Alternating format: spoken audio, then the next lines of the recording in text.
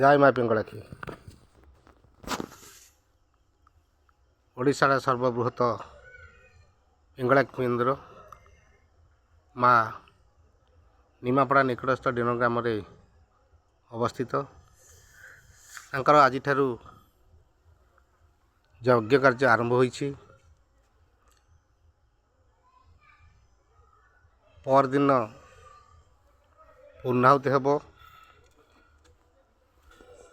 ଏହି ପୂର୍ଣ୍ଣାହୁତି ଉତ୍ସବରେ ବହୁ ସଂଖ୍ୟାରେ ଯୋଗ ଦେବାକୁ ଅନୁରୋଧ। ଦେଖନ୍ତୁ, ଇଏ ହେଉଛି ଯଜ୍ଞକୁଣ୍ଡ, 108 ଯଜ୍ଞକୁଣ୍ଡ। ଏହି ଯଜ୍ଞକୁଣ୍ଡରେ ଯଜ୍ଞ କାର୍ଯ୍ୟ ଆରମ୍ଭ ହେବ। ଜୟ ମା ପିଙ୍ଗଳାକ୍ଷୀ।